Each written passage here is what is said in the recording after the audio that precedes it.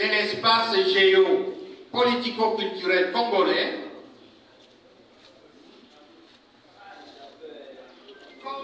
comme antidote à l'impérialisme extérieur en tant qu'occidentalisme et mondialisme. Eh bien, qu'est-ce que ça veut dire? Ça veut dire que nous avons des problèmes, ça c'est vrai. Le professeur Karouba va expliquer en deux et en là. Alors, mesdames, messieurs, et comme je l'ai dit souvent, le problème que nous avons, si ça ne marche pas, c'est parce que nous, peuple congolais, nous avons un problème épistémique. Nous avons un problème épistémique et pratique. Nous ne lisons pas, nous ne nous informons pas. Et le savoir est encore devenu complètement déficient grâce ou à cause du téléphone de mon colonel. Tout le temps, nous regardons ce téléphone, au bureau, au travail, même à la toilette. On regarde le corps. Voilà le problème que nous avons. Nous sommes marqués par une déficience épistémique.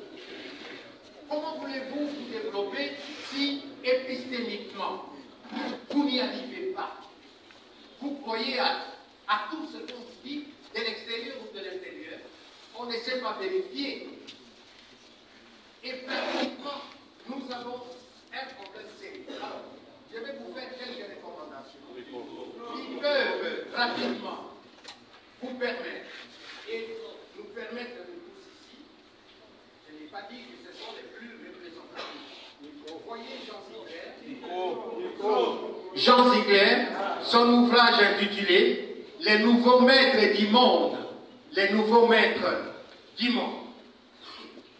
Dans ce livre-là, Jean Ziegler parle de l'idéologie du maître, c'est-à-dire de toutes ces personnes qui viennent de l'extérieur, c'est-à-dire les étrangers et notamment les occidentaux qui viennent créer des problèmes. Deuxième auteur, Serge Latouche, il a écrit un livre magnifique sur l'occidentalisation du monde. Cet auteur fait la différence entre la mondialisation et le mondialisme. Et il explique très très bien que tous les problèmes de l'Afrique proviennent de là. Edgar Morin aussi publie un livre intitulé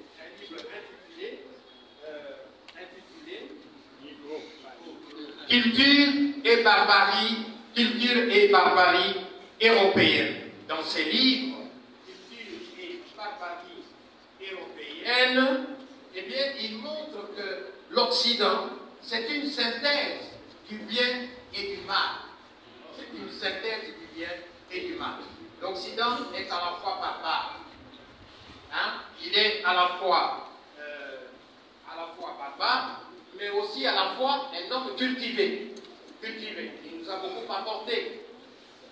Après, le téléphone que nous avons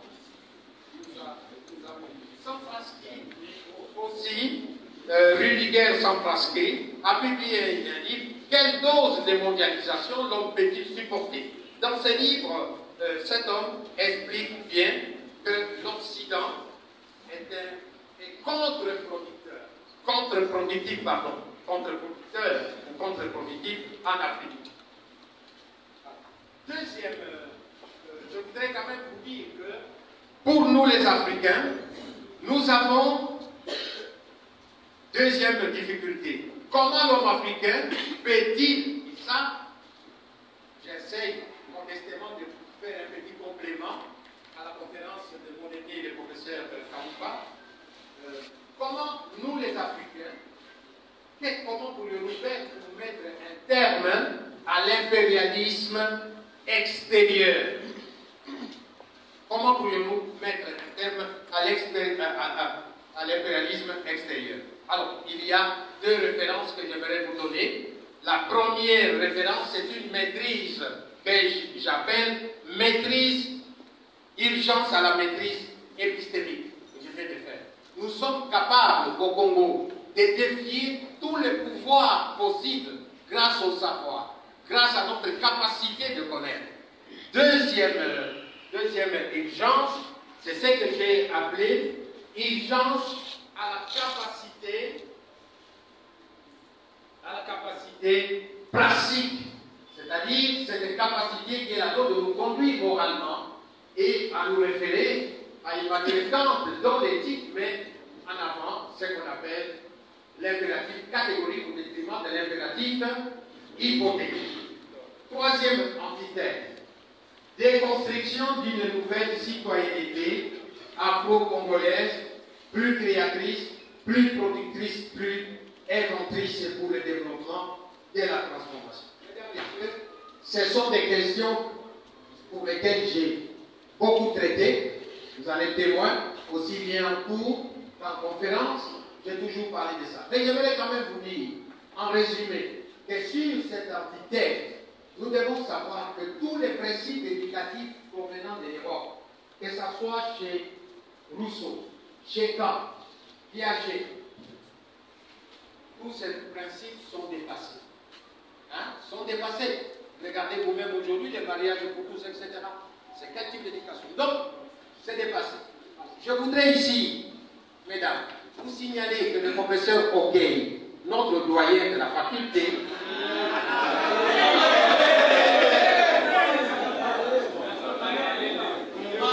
est-ce que je peux citer les brillants professeurs Ogueil? Voilà. Le professeur Ogueil a publié un petit livre sur la citoyenneté. Et ce livre ne coûte que $10. Vous pouvez l'acheter parce que c'est très, très, très intéressant. Très intéressant. Moi-même aussi, j'ai publié quelque chose, mais bon, je vais aller rapidement parce qu'on me regarde déjà tout ça.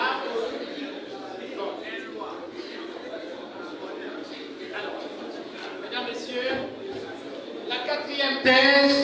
la quatrième antithèse, pardon, c'est la marxisation, la darwinisation mentale et la christianisation praxiologique de l'homme africain subsaharien pour lutter contre l'impérialisme intérieur et extérieur. Mesdames et messieurs, vous connaissez la pensée de Karl Marx. Je ne vais pas revenir ici. Mais au moins, je vous fais une indication très, très, très importante. Je ne comprends pas. Notre pays est dirigé à droite depuis son indépendance jusqu'à aujourd'hui. Le professeur Kaouba l'a rappelé, le général l'a dit tout à l'heure. Nous avons échoué lamentablement. Nous ne sommes nulle part. On est nulle part. Alors, pourquoi ne pas changer de régime politique? Pourquoi ne pas changer d'idéologie politique? Nous avons essayé le capitalisme. Ce capitalisme ne nous profite pas. Alors, pourquoi ne pas essayer le marxisme? Je ne dis pas que le marxisme serait la solution idoine, mais au moins ça peut nous aider. Deuxième orientation, c'est l'orientation darwiniste.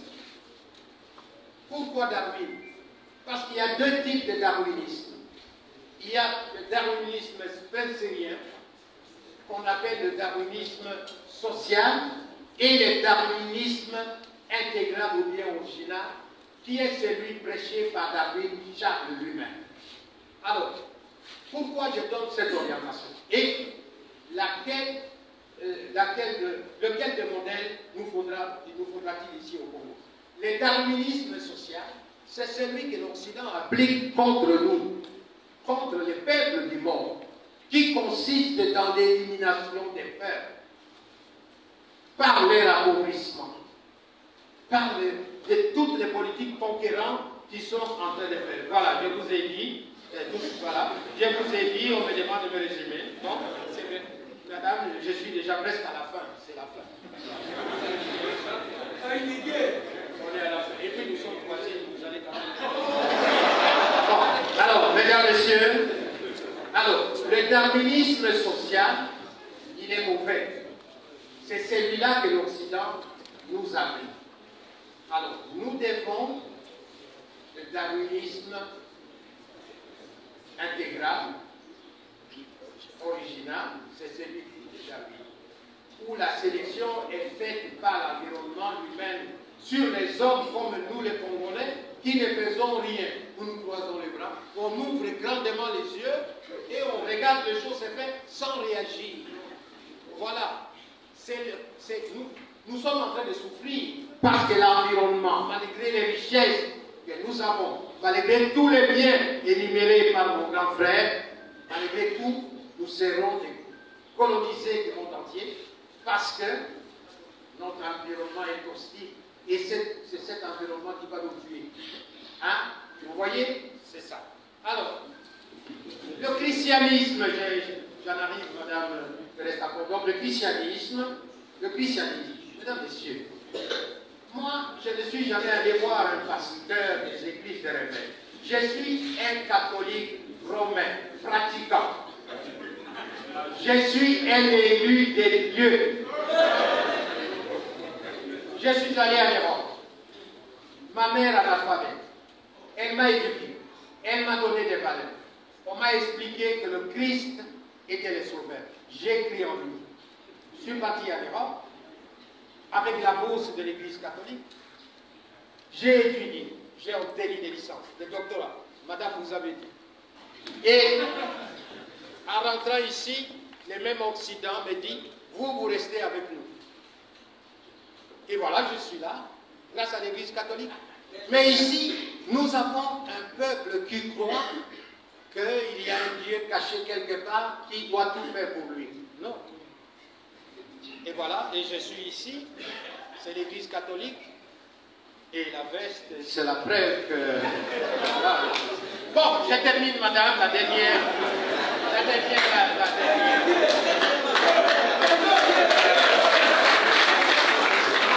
Voilà, madame. Alors, ici, la cinquième et dernière thèse, s'il vous plaît, nous nous proposons ici l'État unitaire. Je parle sous contrôle du Conseil parlementaire.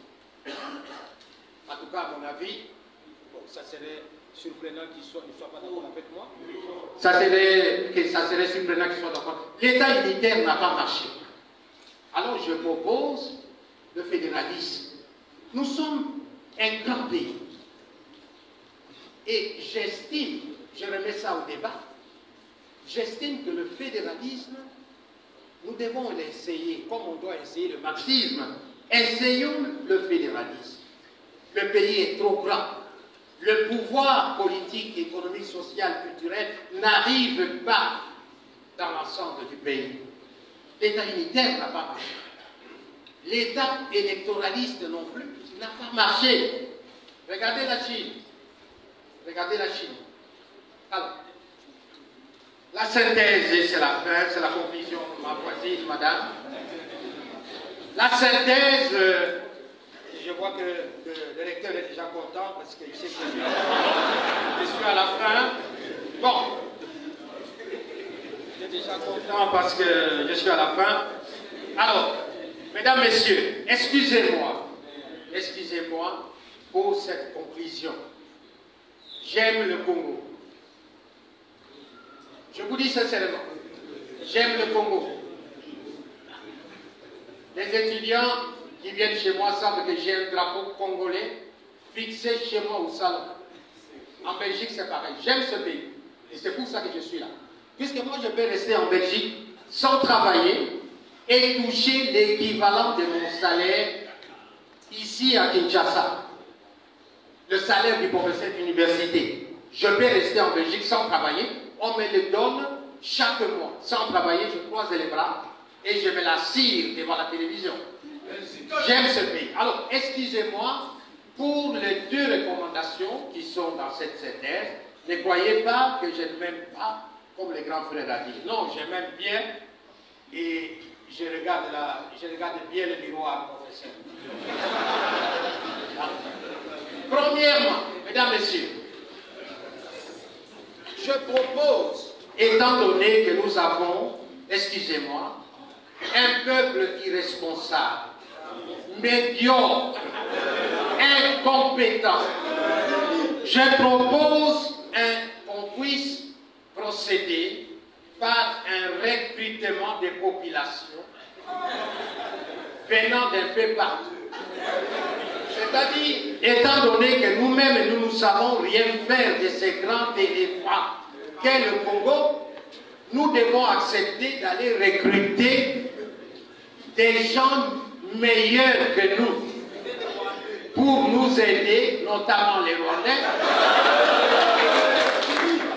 Alors, deuxième, j'ai terminé ma voisine, deuxième conclusion.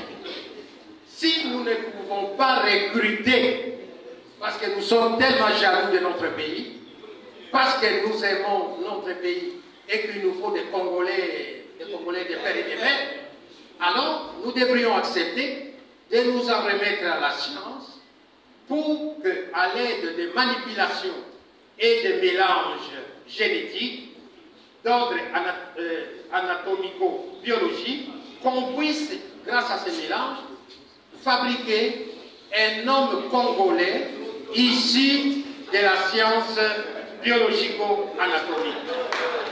Voilà, mesdames, messieurs, merci beaucoup pour votre attention.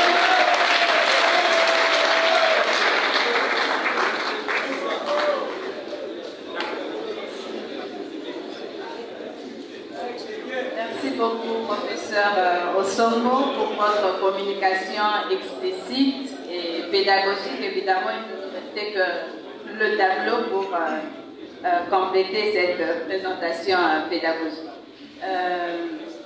Là, je suis obligée de faire vraiment bref parce que j'ai un communiqué important à transmettre à nos conférenciers.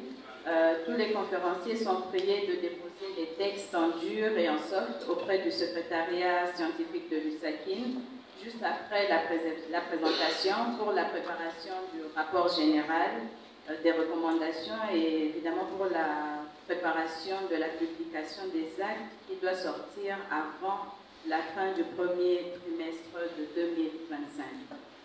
Là, c'était une communication adressée à nos conférenciers. Là, vu que nous avons déjà, c'est presque l'heure de la pause, mais évidemment nous avons encore une intervention, celle du professeur Abbé Jeannot Mandefou. Le professeur Abbé Jeannot Mandefou est prêtre de l'archidiocèse de Kananga et aumônier militaire de la première zone de défense. Pendant une dizaine d'années, il a été instructeur à l'Académie militaire de Kananga où il a enseigné le cours d'éthique et de déontologie de l'officier. Il a été le directeur du centre diocésain de pastoral à Kananga pendant 8 ans. Il est détenteur d'un diplôme de doctorat en théologie biblique de l'Université pontificale Urbaniana de Rome depuis 2010. Il a enseigné les cours d'écriture sainte au grand séminaire Christ-Roi de Malolé à l'Université presbytérienne du Congo, UPRECO en sigle, à l'Université protestante au cœur du Congo et à l'Université Omnia Omnibus. Il a publié plusieurs articles dans la revue de théologie protestante du Congo et revue de l'Université Notre-Dame du Kasaï. Il a écrit De l'exil à l'exode, des synoptiques racontent le Midrash Jésus et dernièrement Jésus est le notable riche, lecture d'une narrative sémiotique de Luc 18, de 18 à 30.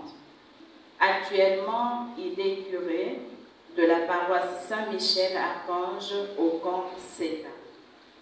Le professeur Abbé Jeannot va nous présenter une communication sur l'état des bases militaires en République démocratique du Congo et nouvelles alternatives. Professeur. Merci, madame. Je remercie les organisateurs qui ont pensé à ma modeste personne pour que je vienne m'entretenir avec vous. Pour la première fois, je tremble quand je vous vois. Vous me faites trembler. La deuxième chose, c'est les cadets ont toujours tort. Parler après le général, professeur, après les doyens là, Kaumba. Et le maître Osongo, est-ce que je peux encore avoir quelque chose à dire?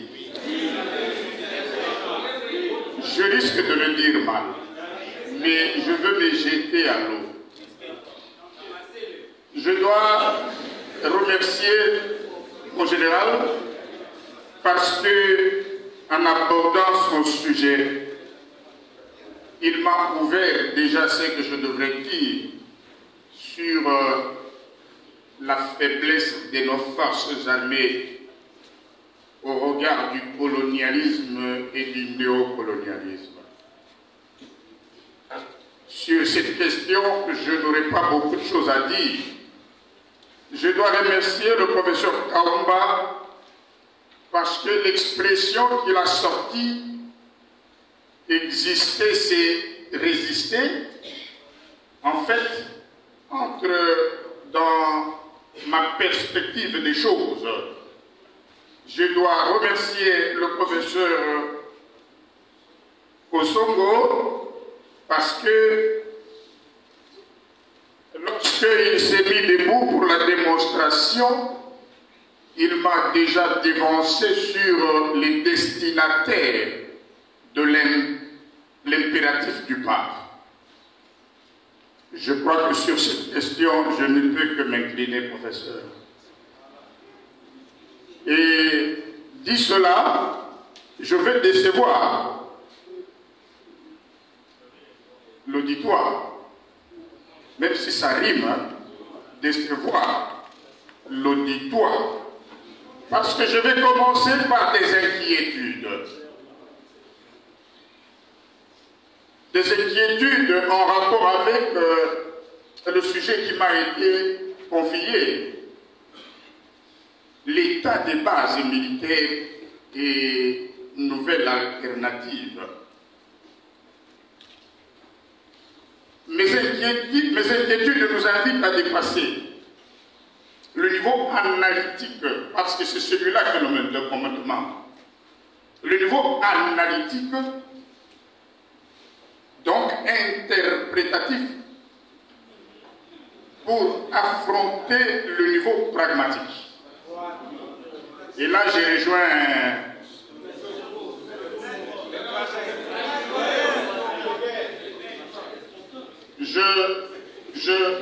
je prends mon vol sur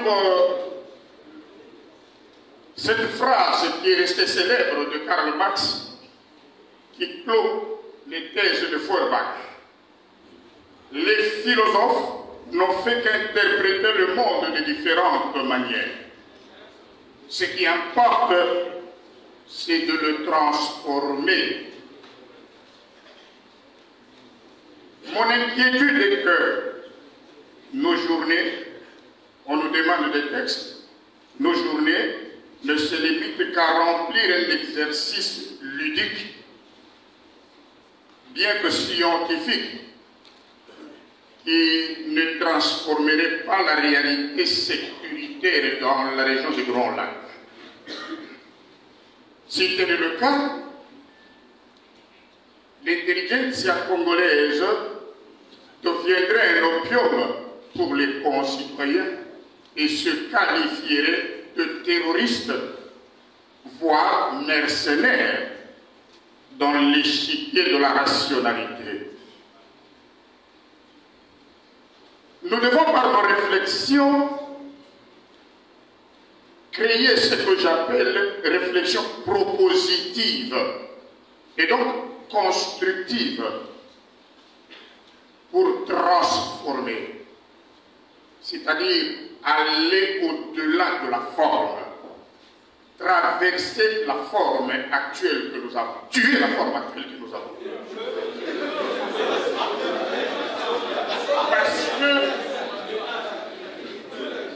Parce que nous nous sommes restés esclaves des formes occidentales qui habitent notre nous, notre mentalité, au point que c'est devenu des repères de référence. Nous ne pouvons réfléchir, nous ne pouvons évaluer qu'en fonction des critères occidentaux. Voilà pourquoi je prône pour la mort de ces formes occidentales. Si je pouvais revenir avec Nietzsche, payer la transvaluation, aller au-delà des valeurs coloniales, aller au-delà de l'impérialisme colonial occidental pour créer de nouveaux paradigmes. Et de cette manière, avec votre ami Socrate, alors nous allons créer de nouvelles éthiques anthropologiques et même rationnelles qui respectent aujourd'hui la donne scientifique qui est la pluralité culturelle. Je ne veux pas dire, mesdames et messieurs, comme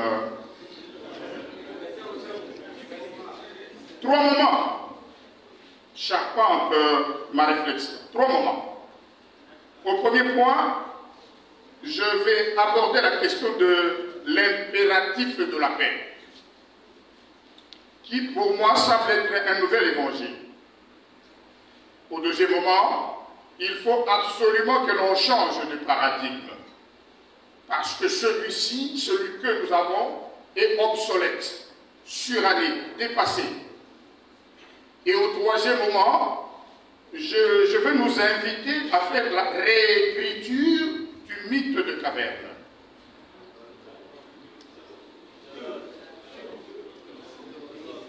Au premier moment,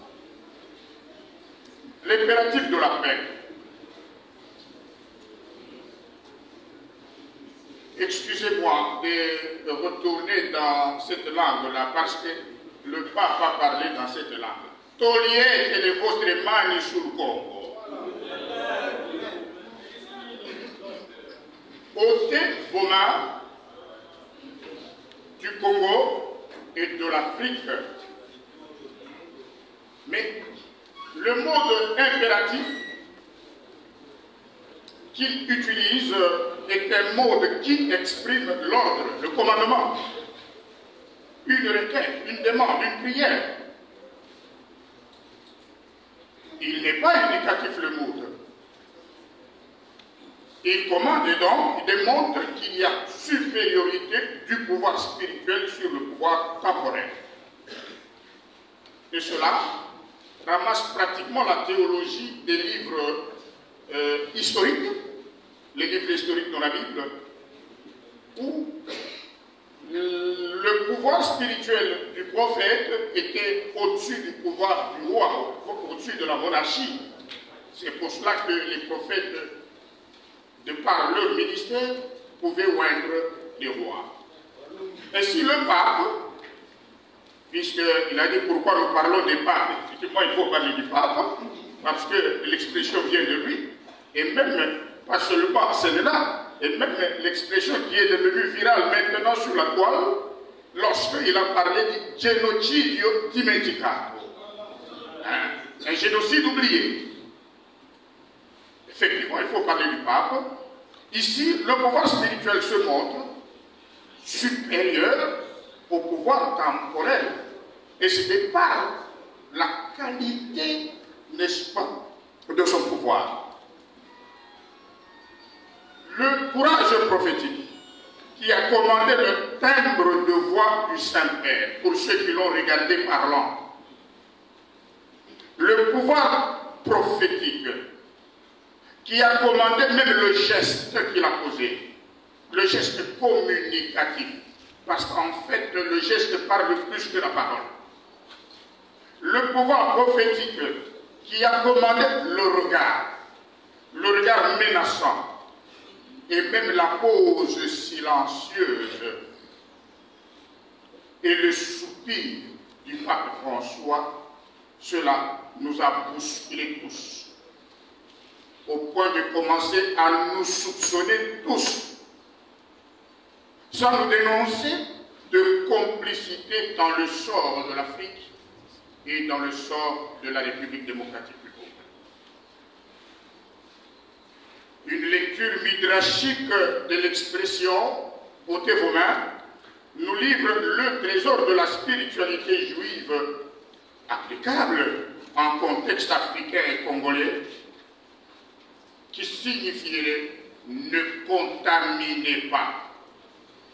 Parce que dans le judaïsme, toucher signifie aussi contaminer. Togliete le vostre mani, ôtez vos mains signifierait aussi ne contaminez pas l'Afrique avec vos mains qui sont déjà... C'est vous qui le dites. Je vais y revenir dans la suite.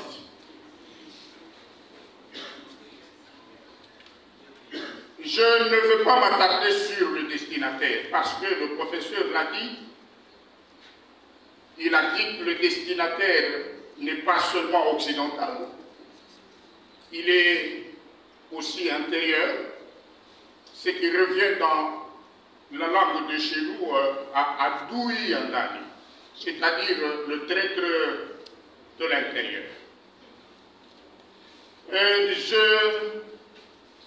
Je me base sur ce complexe original et originel de Adam, qu'est-ce que tu as fait? Non, non, je n'ai rien fait. Adam, qu'est-ce que tu as fait? Non, non, ce n'est pas moi, c'est... Ah, tiens, c'est toi qui le dis, pas moi. Hein. C'est la femme que toi tu as mise à côté de moi. Et quand on pose la question à la femme, non, non, non, non, ce n'est pas moi, c'est le serpent. Et heureusement que le Seigneur s'est arrêté au serpent, parce que s'il continuait, il dirait non, ce n'est pas moi, c'est l'arbre. Et finalement, je ne sais pas, finalement c'est de la faute de Dieu, lui qui a créé l'homme, la femme et le serpent et l'arbre et tout. Ce complexe m'évite de doiter l'Occident. Ce complexe-là, il est beaucoup plus simpliste et facile. Parce que nous allons tous dire, s'il y a guerre, c'est de la faute des Occidentaux. Et lorsque j'ai fui appelé à donner une conférence à l'université officielle de Mbujimaï sur la malédiction de la guerre dans l'œuvre de Kabaïwacha, j'ai donné une réflexion. Et c'était au cours du 4e colloque interdisciplinaire. Et là-dedans, excusez-moi ma brutalité, j'avais taxé l'Occident de sauvage et de barbare. En fait, Edgar Morin me dit, hein, c'est pas moi. Hein. Ce sont eux-mêmes les Occidentaux qui se qualifient de barbares et de sauvages. Même si dans la salle il y avait un blanc qui n'a pas supporté l'expression. Je lui ai dit, va lire ton frère Edgar Morin, c'est lui qui a écrit que l'Occident est barbare et il est sauvage. Et je me suis mis à démontrer la sauvagerie et la barbarie de l'Occident. Et vous savez que barbaros signifie qui est étranger, n'est-ce pas, au comportement normal, au comportement humain. Sauvage signifie, n'est-ce pas, qui n'a pas connu de culture, qui est brute. Je me suis mis à démontrer à ce blanc qui était là, et c'était un Espagnol, je lui ai dit, voilà, la première et la deuxième guerre mondiale, c'est africain ça. Vous avez créé ça et vous avez même impliqué les Africains. Bon, l'extermination des Juifs, c'est encore africain ça. Comment vous pouvez penser créer un système pour détruire, pour décimer, voilà le mot. Maintenant, Russie, Ukraine, c'est africain ça. La bande de Gaza, c'est africain ça. Et c'est de cette manière que j'ai dit même les coups d'État africains, est-ce que ce sont vraiment des Africains qui sont derrière ça? Et aujourd'hui, la situation de l'Est de l'Afrique, de la RDC, ce n'est pas toujours un problème des Congolais. C'est vous, barbares et sauvages. Je me suis appuyé sur un musicien que vous n'écoutez peut-être pas parce que vous dansez tellement d'Ombolo, de Fali Ipupa et de Kofi. Et ce musicien de l'Ouest africain, Alpha Blondy, qui chante Tampiri. Tampiri, dans la langue morée, signifie imbécile. Et quand il chante, vous pouvez continuer à l'écouter, il dit qu'il y a des imbéciles en Afrique. Il cite chaque pays, il y a toujours des Tampiri. Arrivé au niveau de la RDC, il dit toujours des Tampiri. Toujours des Tampiri. Tampiri signifie imbécile. Tampiri signifie imbécile. Mais Alpha Blondy a chanté aussi les salauds. Les salauds. Et dans les salauds, nous appuyons l'argument avec le professeur Osongo. Les salauds ont mis du feu à mon paradis. Alors il commence à les chanter. Journalistes pyromanes, politiciens mythomanes, avec des prêtres corrompus et des imams vendus. Cela signifie que la situation africaine, si elle a des auteurs moraux, donc philosophiques à l'extérieur de l'Afrique, mais la main d'œuvre est de l'intérieur. Dans une des langues que je parle, dans une des langues nationales que je parle, le Tchouba, oui, j'en parle. Et tromper, c'est Koudina. Il y a la racine verbale din et le préfixe de classe 14 coup et la désinence verbale a. Et de cette racine, nous rencontrons une expression qui revient souvent dans la bouche des Rwandais. Les Rwandais nous appellent, nous les Congolais, Badinga. Signifie. Donc on retrouve la racine ding. Ça va? Et en Chiluba, Bololé signifie Chidini. Alors on a doublé la racine ding. Ça va? Et un aphorisme Luba nous dit Badinga ou Balochi, Yolo Tabadinga ou Ikwenda. Je traduis tout de suite. Signifie Badinga, c'est une espèce d'oiseau. Ne rêvez pas cet oiseau-là. Si tu le rêves, ne va pas te promener. Cela signifie littéralement cela. Mais littérairement, cela signifie aussi que le projet des imbéciles, n'est-ce pas, n'a pas de fin. Il n'y a aucun résultat probant au projet des imbéciles. Et cela signifie que tous les Congolais, tous les Africains qui sont de mèche avec l'Occident ne peuvent pas accoucher d'un projet pour le bien des Congolais. Mais alors, même si les journalistes pyromanes sont là, les politiciens mythomanes avec les prêtres corrompus et les imams vendus, nous ajoutons à la liste de prédateurs, ceux qui prêtent la main forte à l'Occident, nous ajoutons les chefs coutumiers.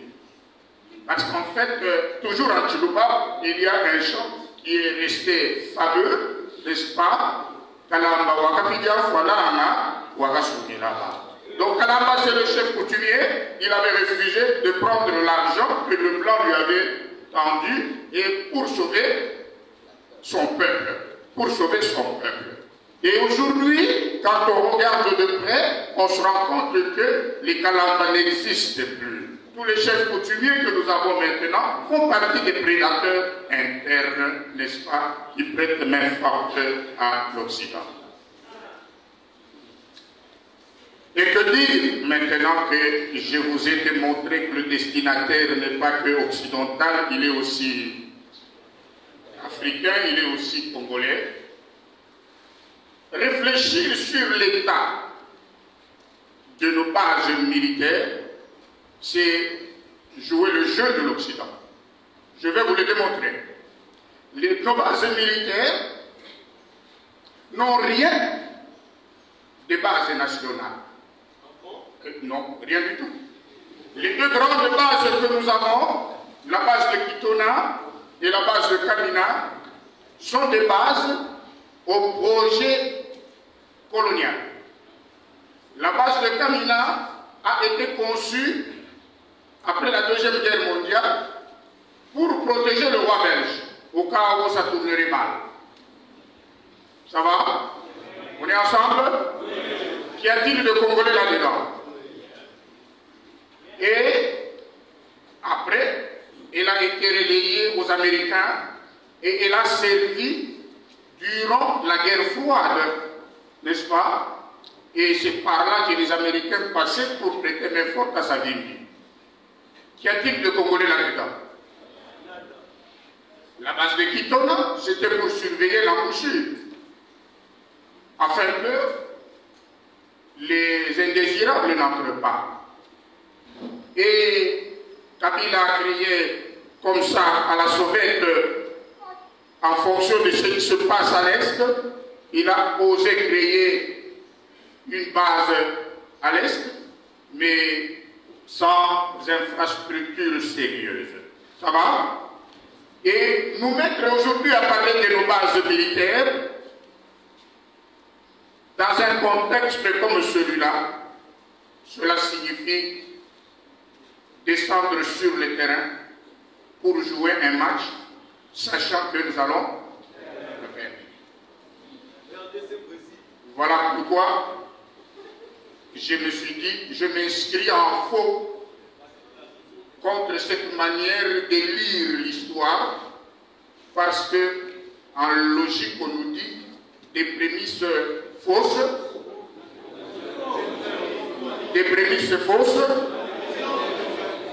il n'y a pas de conclusion.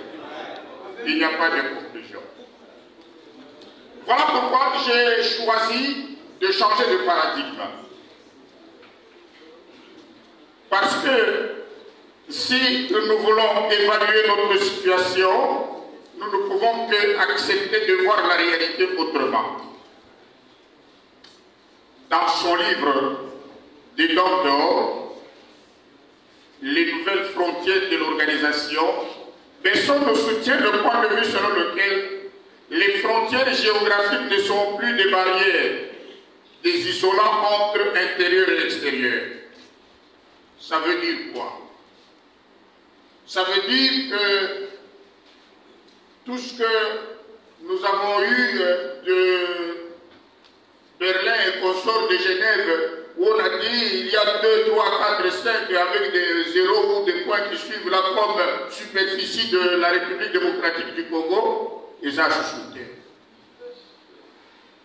On doit redéfinir les nouvelles frontières en fonction d'un argument de sécurité que l'on appelle la sécurité régionale. Et la sécurité régionale a plus d'importance que la sécurité territoriale, que la sécurité nationale. Alors, pour pouvoir parler en langage très clair, la région de Grand Lac prime sur la RD Congo. Vous comprenez ça? Pour protéger la région de Grand Lac, on peut même sacrifier quelque chose de la République démocratique du Congo. Vous comprenez ça? Et alors, pour pouvoir le faire, on peut même dire à Congo, nous te prenons une portion de ta terre pour servir de base, ça va? Parce que nous parlons de base militaire, pour servir de base, afin que nous assurions une sécurité à la région. En temps de plus courant. C'est de là que vient, puisque je ne suis pas philosophe, n'est-ce pas? Je vais demander l'autorisation des philosophes que nous avons. C'est de là que vient l'expression dénationalisation. C'est-à-dire, nous enlevons, nous biffons le caractère national à un patrimoine, à une terre qui appartient à un pays, pour nous en servir au profit de la sécurité de plusieurs pays. Cela signifie que demain, on peut venir nous dire la partie de Kivu-là, non reçue de Kivu. Ça va? Au nom du principe de la dénationalisation, au nom de la sécurité régionale des Grands Lacs, cette partie-là, ce n'est plus la partie de la République démocratique du Congo. On crée un Tutsi-land là-bas et on abrite les structures de la sécurité régionale et vous ne pouvez plus y passer. Et vous ne pouvez plus compter sur ça. Et ça ne vous appartient plus. Cela signifie qu'on va redéfinir de nouvelles cartes. Et on va se passer des anciennes cartes que vous connaissez.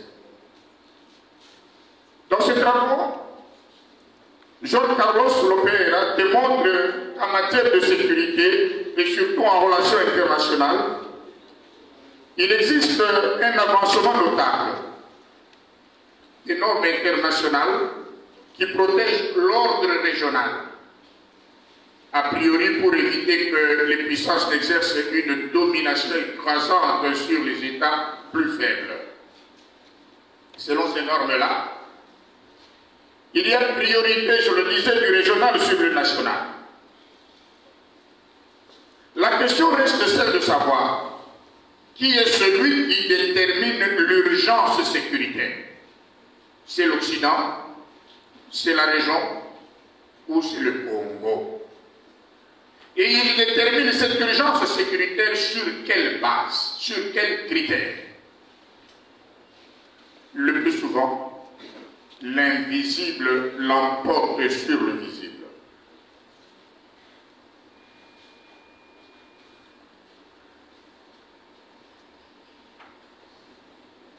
Je voudrais faire une analyse critique de la situation de nos bases sans beaucoup m'y atteler, parce que certaines choses, comme le disait le général, relèvent du secret de la défense. Ça va? La configuration actuelle, la configuration géographique nous offre une situation asymétrique en rapport avec la superficie de la République démocratique du Congo.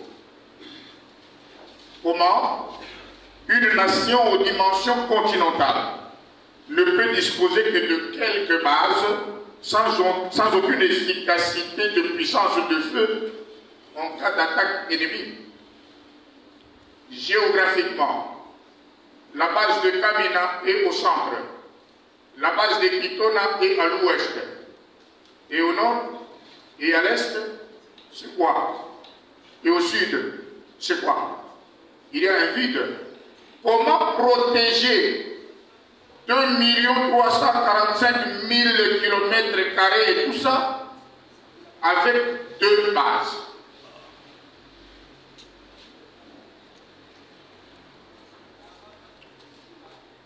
En plus, si le contexte de surgissement de ces bases fut colonial, les FARDC disposent-elles d'une autonomie internationale dans leurs manœuvres militaires? Pour relancer aujourd'hui la base Kamina, les Américains se sont représentés. Les Belges ont dit c'est pour nous. Et à Kitona, les Belges et les Français sont en train de s'empoigner pour prendre ça. Je viens de Kananga, les Belges veulent revenir, les Français veulent le reprendre pour l'école de formation des officiers ou l'académie militaire aujourd'hui. Quelle autonomie nous avons? Quelle autonomie nationale nous avons à gérer nos bases? La focalisation d'intérêt sur les bases militaires ne serait-elle pas due à un manque d'informations sur le fonctionnement de notre armée? je vais aborder cette question, mais seulement de façon rhétorique. Hein. Ça va? Hein? La restructuration de nos forces armées. En fonction de ce que nous vivons sur le terrain, on a dû diviser nos unités en unités de reconditionnement et de manœuvre. En dada ordinaire, je vais insister beaucoup sur les unités de manœuvre. Des reconditionnements, c'est-à-dire on vous prépare, ça va, à aller en guerre. Des manœuvres, c'est-à-dire vous faites la guerre. Alors, en fonction de ceux qui sont face à face avec l'ennemi, on a divisé le pays en 3 zones. Il y a la première zone qui prend l'ancienne province de l'Équateur, l'ancienne province du Congo central, la ville de Kinshasa et l'ancienne province de Bandundu. Ça, c'est la première zone. Et dans cette zone, nous sommes confrontés à l'unique problème en rapport avec la sécurité, c'est la présence des Mobondo. Ça va? Et la deuxième zone de défense, c'est au sud. On prend le Katanga et on prend le Grand Kassai. Et ils appartiennent à la deuxième zone de défense. Là, on sent que le plus grand problème qui se présente aujourd'hui, c'est le Bakata Katanga, ça va, et un peu de Maïmaï qui sortent du côté de Karibie. Et la troisième zone de défense, c'est cette zone qui est vraiment opérationnelle, avec le théâtre macabre de l'Est, où les femmes sont violées et où on chasse tout le monde de son village. Et c'est la stratégie qu'ils utilisent pour occuper le village. Si vous ne voulez pas partir, nous vous tuons. Et tout ce que vous entendez, n'est-ce pas, à la radio. Ok? Ça, c'est pour que, en diminuant les distances par rapport au commandement, que le commandement soit beaucoup plus efficace parce que le commandant apprécie la situation sur le terrain. Dit de cette manière-là, vous comprenez que les forces armées de la République démocratique du Congo ne peuvent pas aujourd'hui dire que la guerre ne se trouve qu'à l'Est. C'est faux. Tout le territoire national est en guerre. Et je veux le démontrer par la complexité de guerre en RDC. Je disais que dans la première zone de la défense, nous avons le phénomène de Mobondo. Mais j'ai créé une triangulation entre le phénomène Mobondo, la situation qui se passe au Congo-Brazza et l'Est de la République démocratique du Congo. Si les Mobondo se servent des munitions, des fusils de chasse, ces munitions viennent de Brazza. Ça traverse comment? Aujourd'hui, nous avons entendu qu'il y a un malaise dans la République populaire de Brazza, avec la présence des Rwandais qui sont de ce côté-là. Et nous savons que ce sont les mêmes Rwandais qui sont à l'est de la République démocratique du Congo. Le triangle est construit. Brazza, Est, Mobondo. Ce qui fait que les Mobondo sont ravitaillés par le Congo-Brazza, qui n'est pas toujours notre frère, hein, même si l'autre semble être notre beau-frère. Il y a encore une partie de la République démocratique du Congo entre les mains des Zambiens, au sud du Katanga. Ça va? Il y a une partie de la République démocratique du Congo occupée par les Angolais. Ça va? Donc vous comprenez que ce n'est pas seulement l'Est qui est un problème, le problème est territorial. Je ne veux pas insister sur la fragilisation de nos forces parce que le général en avait déjà parlé, que nos forces, tout en étant infiltrées, nos forces de défense et nos forces de sécurité, tout en étant infiltrées, nous ont fragilisés suffisamment. Parce que ce qu'il avait appelé brassage, c'est réellement réellement la situation qui a fragilisé nos forces, de sorte qu'on n'avait plus une unité de commandement. Quand on dit à gauche, vous voyez quelqu'un d'autre aller à droite. Ayeboula Kamboua.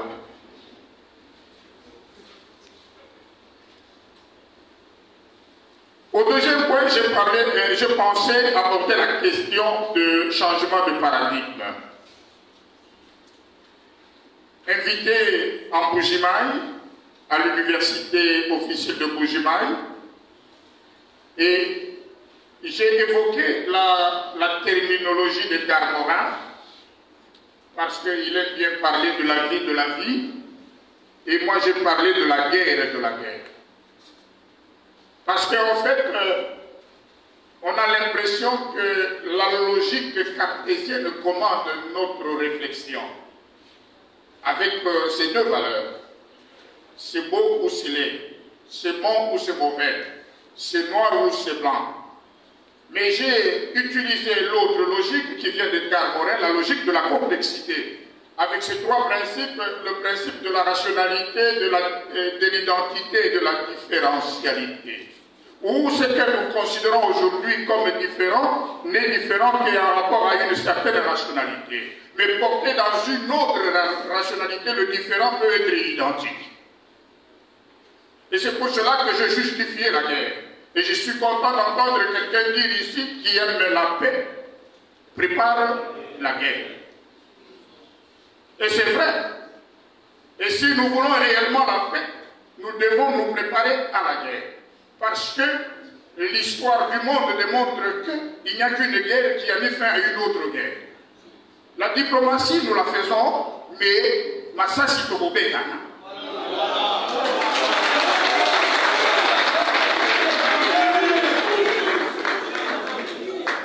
Il n'est pas normal que quelqu'un entre chez vous, commence à piller vos biens, à tuer les membres de votre famille et vous vous mettez à genoux. Je vous salue Marie, pleine de grâce, le Seigneur est avec vous.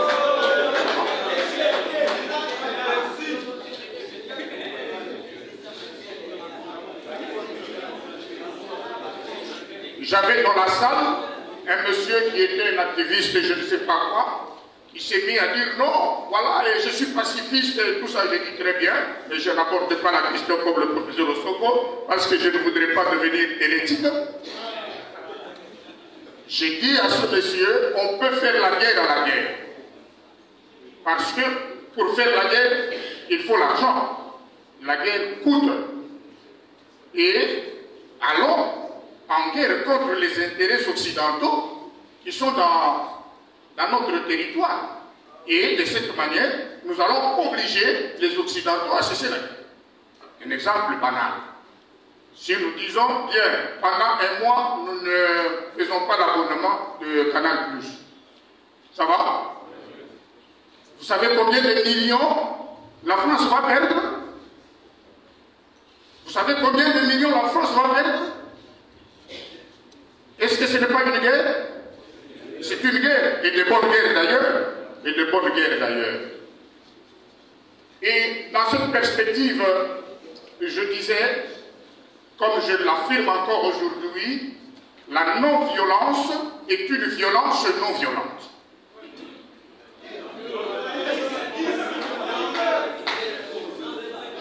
La non-violence est une violence non-violente.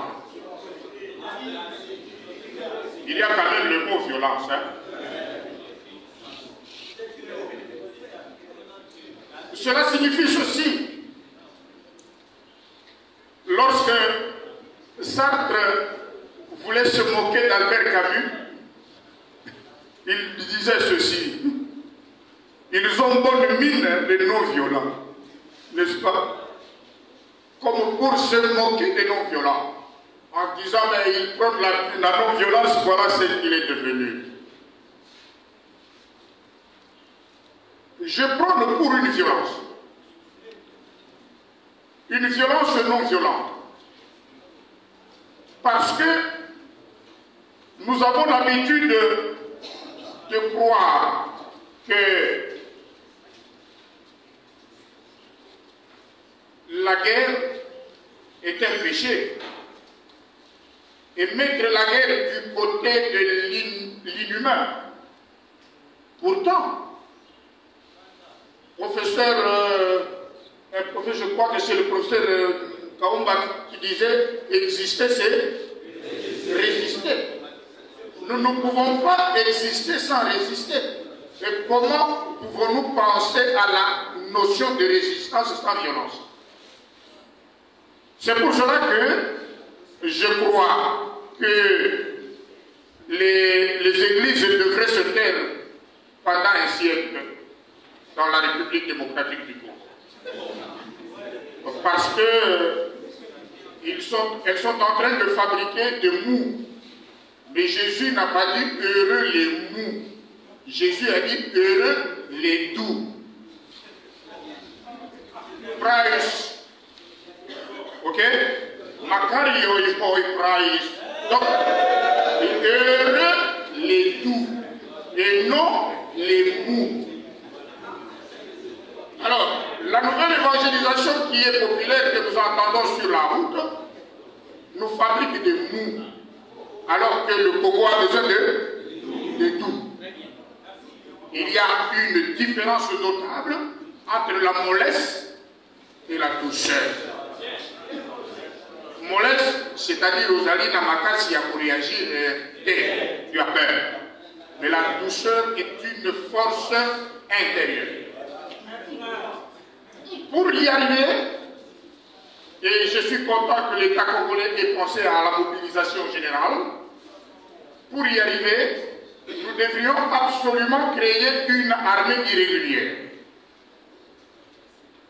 Et c'est de cette armée irrégulière que je fonde les bases d'une armée populaire. D'une base populaire. Une armée qui ne se sert pas des armes de l'Occident. Une armée qui se sert des armes africaines. Or, en Afrique, la métaphysique a un taux très élevé. Une armée métaphysique, où l'invisible prône sur le visible.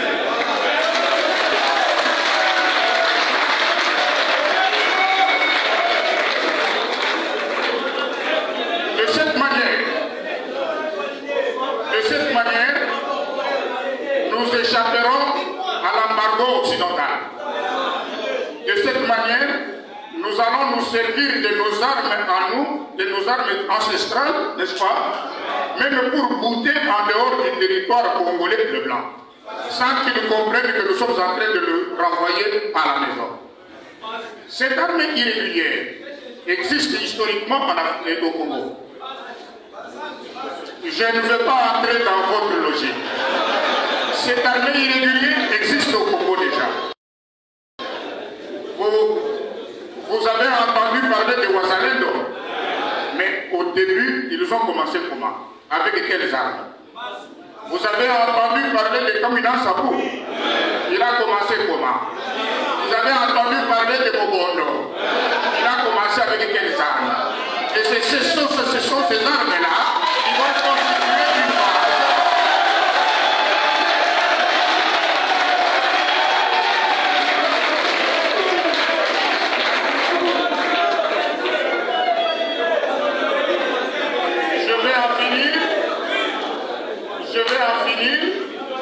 Je ne justifie pas l'usage du paganisme, ça va, mais comme penseur, je refais comme Mobutu recours à...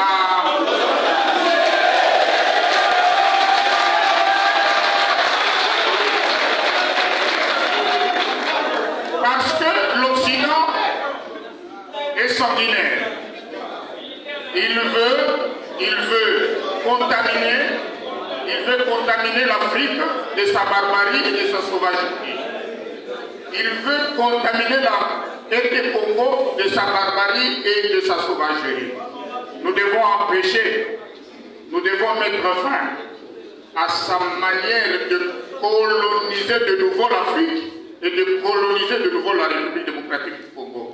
Et l'unique manière pour nous, c'est de résister et d'utiliser des moyens qui ne sont pas occidentaux. Je vais conclure, madame, pour cette armée irrégulière. Je vais conclure. C'est pour cela que j'ai parlé du mythe de la réécriture du mythe des cavernes. Nous sommes comme ces gens-là enchaînés. Nous tous. Nous sommes dans cet enclos-là, enchaînés tous. Il faut nous en libérer. Il faut réécrire un autre mythe où on doit nous déchaîner pour que nous affrontions la réalité. Parce qu'en fait, aujourd'hui, lorsqu'on parle de notre armée, vous dites ils sont défaillants. C'est vrai, hein? Côté de la guerre, ils ont déjà gagné. Aucune guerre, hein? Mais supposons que la solution militaire ne soit pas très efficace. Parce que si nous prenons tout ce que nous avons et que nous mettons là, nous entrons au Rwanda. C'est ce que le Rwanda veut.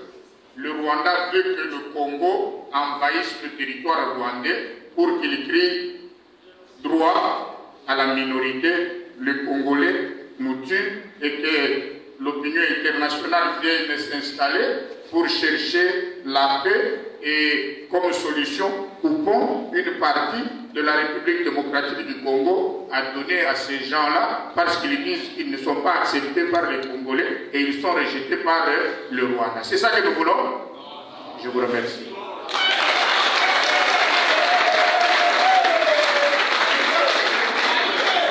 Merci au professeur Mandebou qui nous a fait une présentation sur l'état des bases militaires en République démocratique du Congo et évidemment pour les analyses faites qui nous proposent de nouvelles alternatives à ce sujet.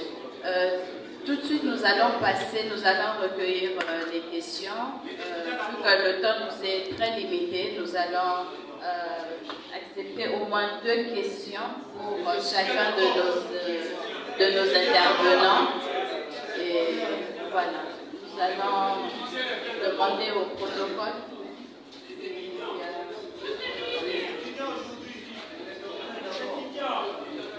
Au moins 2 questions adressées à chacun de nos intervenants.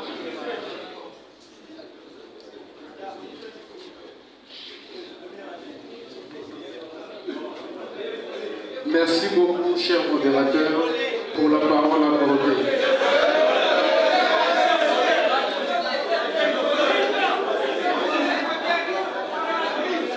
J'ai exactement une question à 2 volets. Le premier volet s'adresse au professeur Aumonier et le second au professeur Kaouma. Professeur Aumonier, nous sommes ici pour parler de la paix. Et parler de la paix nous situe exactement dans une situation d'instabilité, de déséquilibre, raison pour laquelle nous cherchons à instaurer la paix. Et cette instabilité, vous avez en quelque sorte pointé le doigt à l'Occident, que vous avez qualifié de barbare, de sauvage. Saint Augustin, notre patron, dit, je cite, « Dieu nous a créés sans nous, mais pour nous sauver, il a besoin de nous. » Alors, je veux que nous puissions focaliser notre attention sur la deuxième partie de ces propos. Pour nous sauver, il a besoin de nous. Donc, il ne peut pas nous sauver sans nous. Vu tout ce que l'Afrique traverse, singulièrement la RDC, est-ce que l'Occident est responsable de notre malheur? Dieu nous a créés sans nous, mais pour nous sauver, il a besoin de nous. Vu la situation que nous traversons, est-ce que l'Occident est responsable de notre malheur? Merci. Le deuxième volet, je me tourne au professeur Kaouma. Professeur, je me suis retrouvé dans ce que vous avez parlé, l'auto-détestation du Congolais. C'est ce qui est évident. Je vais un peu lier avec les livres de Jean-Paul Sartre, je cite, « L'enfer, c'est les autres ». Et si je comprends mieux, l'autre devient l'enfer faire lorsque nous vivons au dépend de son jugement sur nous. Et l'autodétestation dont il est question ici, c'est justement causé par ces jugements que les autres ont sur nous. Alors, j'ai devant moi un sage du pays. Lors de la présentation, on vous a présenté comme ayant joué le rôle du sénateur, le sage de notre pays. Est-ce que vous avez constaté cette autodétestation après votre exercice ou avant votre exercice, soit encore pendant votre exercice? Si vous l'avez constaté pendant votre exercice, étant sage du pays, qu'avez-vous fait?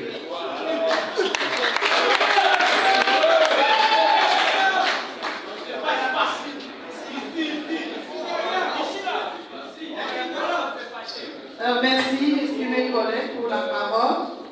Je voulais m'entretenir avec le prof Osongo.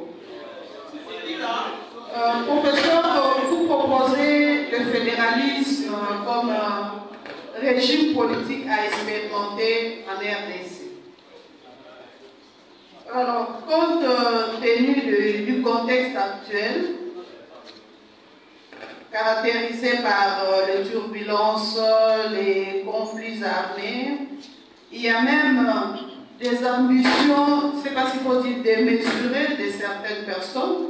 Vous savez, nous avons tous appris ici l'initiative d'une république katangaise, les grands Kivu, n'en parlons pas, il y a beaucoup de prédateurs qui veulent aussi s'organiser en pays indépendant. Et vous ne pensez pas que dans ce contexte ici, préconiser le fédéralisme, ça sera une manière de consacrer la balkanisation? Oui. Ici, non? Ici.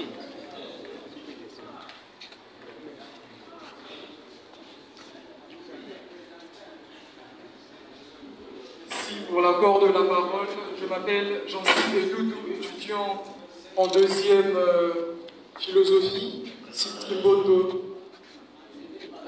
Je suis content quand même d'avoir écouté les esprits, les grands esprits pour leur grande idée. Alors ma question va au sens de la parole du pape. Je sais que nous sommes pour l'infaillibilité du pape, mais je me demandais vraiment si la question serait pour l'autonomie, parce que cette déclaration, c'est une déclaration impérative. Et elle est catégorique. Alors, je pose la question au docteur Osongo, si vraiment cette parole tient pour une autonomisation du pays. Est-ce que vraiment l'autonomisation catégorique du pays tiendra vraiment? Parce que déjà, vous avez soulevé toutes les faiblesses de Congolais, vous avez soulevé aussi les capacités des Occidentaux. Alors, si vraiment il faudrait ôter les mains du Congo, comment est-ce que le Congo pourrait évoluer sans les apports extérieurs? Et si cela est possible, vous pouvez me dire si un pays vraiment peut développer sans qu'il y ait collaboration avec le monde extérieur. Le Corée, les Corées ensemble, la Chine, tous ces pays qui développent. Est-ce que vraiment il y a eu un État qui a développé ou qui s'est développé sans apport extérieur? Et comment pour le Congo? Merci. Vu que nous avons limité les questions à deux, le professeur Osongo a déjà deux questions. Donc nous allons recueillir. Et j'ai une autre question pour le professeur Kawamba.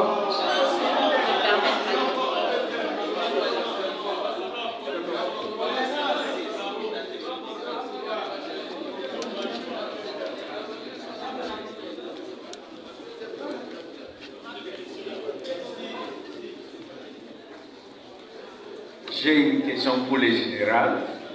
Peut-être comme il y a deux qui sont chargés de l'armée, ils peuvent toujours répondre. Je vous ai écouté attentivement parce que je trouve que le problème auquel nous sommes confrontés, c'est un problème lié aussi à l'armée. De tout ce que vous avez dit, comme on entend maintenant là, pourquoi l'armée ne peut pas faire un état général de la situation de l'armée aujourd'hui? Qu'est-ce qui empêche?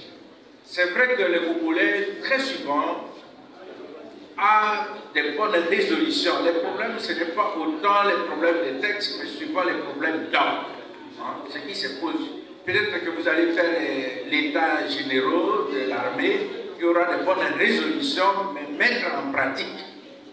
Parce que tout ce que vous avez dit, l'héritage colonial, on prend conscience, on sait tout cela, on peut le dire dans des conférences comme on le dit. Mais dans la praticabilité, quel est vraiment le vrai problème de l'armée? Parce que sans l'armée, comment un pays peut-il exister aujourd'hui? La deuxième chose, c'est plus au professeur Kaoumba.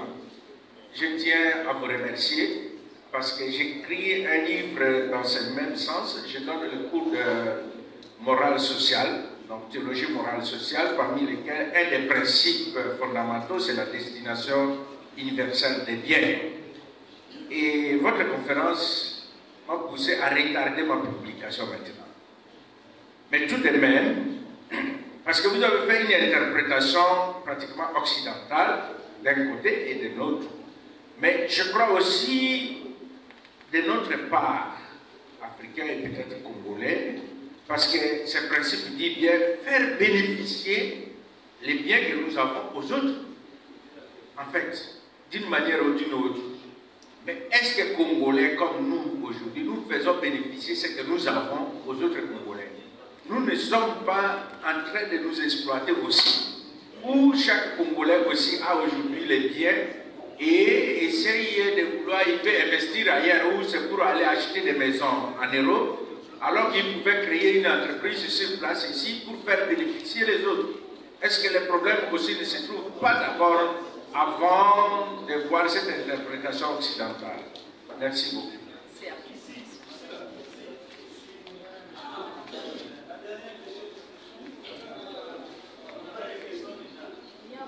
Merci pour apporter la parole. Ma question s'adresse au général. En parlant de l'armée congolaise, est-ce qu'elle est prise au sérieux au niveau de la République? Et si oui, pourquoi elle est si infiltrée et fragilisée à ce point? Merci.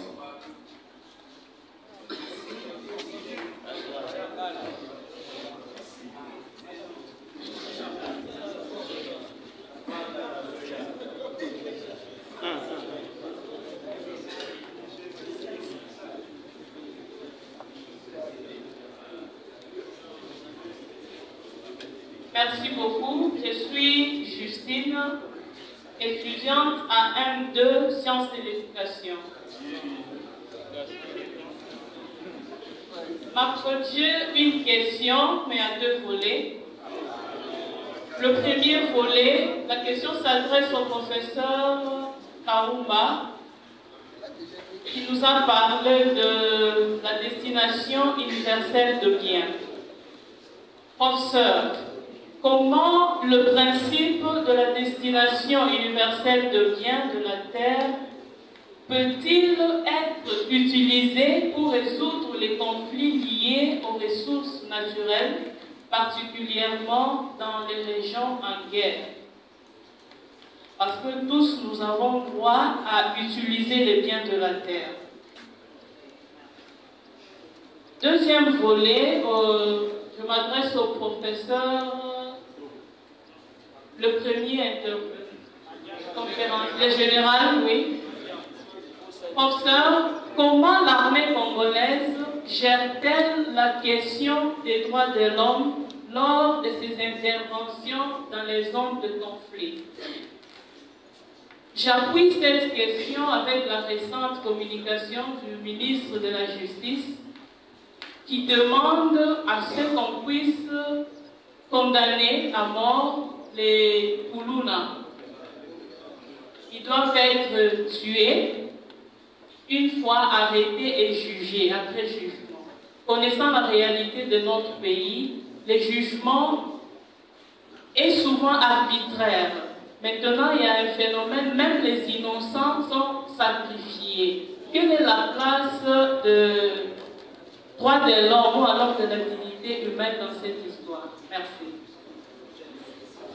Oui, nous allons recueillir une dernière question pour permettre à nos intervenants de répondre.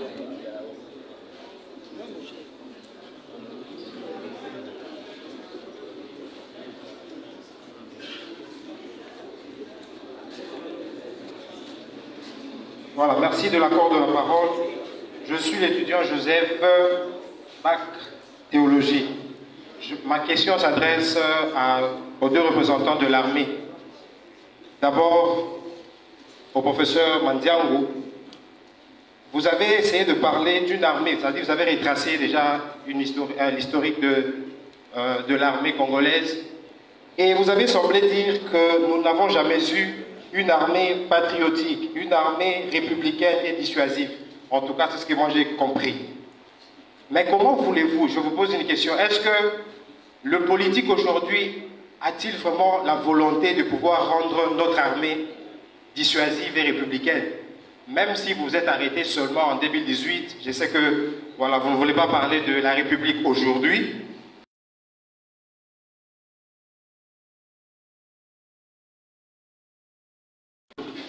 Nous faisons appel aux mercenaires.